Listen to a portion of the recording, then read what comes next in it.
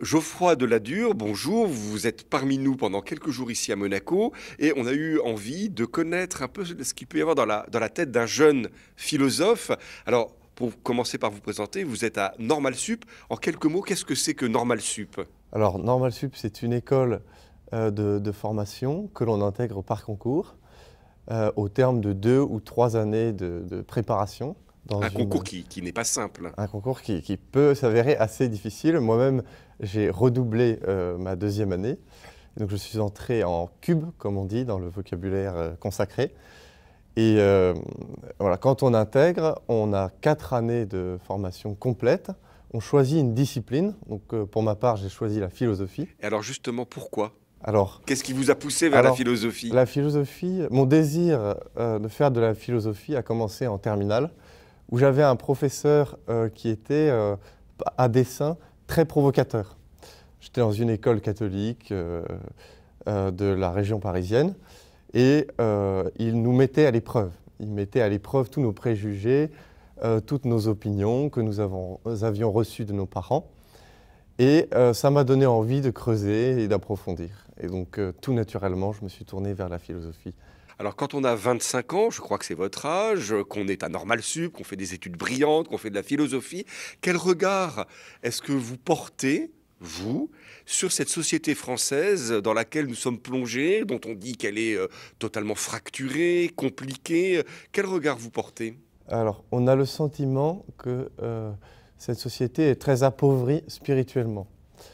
On voit que il y a une très faible connaissance du christianisme, même parmi les hautes sphères, parmi les élites que j'ai la chance de fréquenter à l'école normale. Ce qui présente tout de même un avantage, même si c'est évidemment un inconvénient, qu'on peut recommencer à la base. On peut leur parler du christianisme comme si tout était neuf pour eux, tandis que leurs parents... Vous trouvez, vous avez une bonne écoute, ou est-ce qu'au contraire, il y a un sentiment quand même de rejet généralisé?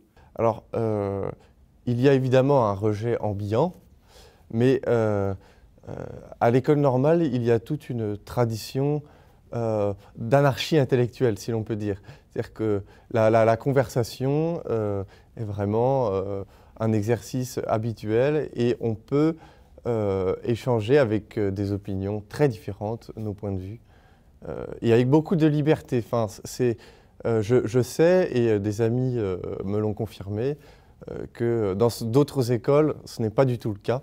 Et donc on jouit tous ensemble de ça. Même si évidemment des luttes politiques s'agrègent à tout cela et rendent le dialogue parfois, évidemment, il faut être honnête, difficile. Et dans votre génération, vous-même, vous portez un regard plutôt d'espérance, un regard positif sur le monde qui vous entoure, ou est-ce que vous avez un sentiment un peu d'accablement, de l'impression d'avoir été trahi par les générations précédentes? Qu'est-ce qui domine?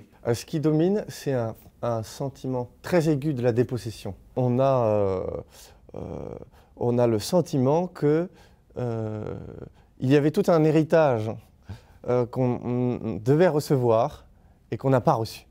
Ça, c'est un peu les thèses de François-Xavier Bellamy? Oui, par exemple. Et je vois, par exemple, pour le concours, l'épreuve de latin est beaucoup plus simple aujourd'hui qu'autrefois. Notre niveau s'est considérablement affaibli. Et donc, lors de nos études, on tente de rattraper le retard constamment. Et ça, c'est un sentiment qui est partagé dans votre génération, en tout cas au moins dans le milieu intellectuel que vous fréquentez? Oui, je pense, en partie. On a une envie qui est la conséquence. On a une envie de retrouver tout cela. Et est-ce que, en dehors des questions un peu partisanes, gauche-droite, moderne, contre-ancien, est-ce qu'il y a un dénominateur commun dans ce sentiment que quelque chose n'a pas été transmis? Non. Non. Je crois que ça appartient justement à... les modernes, comme vous dites, s'opposent aux anciens. Et les modernes d'aujourd'hui veulent rejeter ce qui les a précédés ou faire beaucoup mieux et toisent un peu leurs ancêtres. Tandis qu'il y a toute une partie, c'est un combat éternel entre deux groupes, hein, et toute une partie qui veut s'inscrire dans un temps long, dans une continuité historique. Et, vous vous inscrivez plutôt oui, dans cette deuxième partie. voilà, plutôt.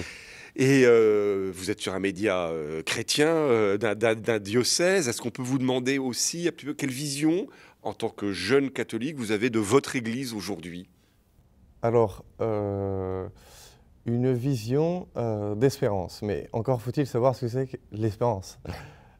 Si dans un horizon assez proche, on a malheureusement peu d'espoir, à un horizon plus lointain, je pense que, étant donné toute la ferveur de la jeunesse, on peut imaginer que le christianisme refleurisse dans notre pays.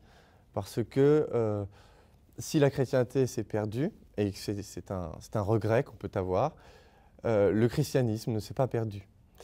Aujourd'hui, dans cette église dans laquelle vous vivez, dans laquelle vous avez été baptisé, quel est l'élément que vous trouvez le plus pesant? Quel est l'élément qui vous semble le plus difficile à vivre? Le fait de se confiner dans des querelles qui nous ont perdus pendant des décennies, au lieu de se répandre dans la société et de témoigner du Christ, tout simplement. Je crois qu'il faut qu'on prie davantage, qu'on soit plus patients les uns envers les autres, comme dit saint Paul, hein, plein de générosité et de tendresse, afin que les autres hommes qui ne sont pas chrétiens reconnaissent à l'amour que nous avons les uns pour les autres, que nous sommes les disciples de Jésus.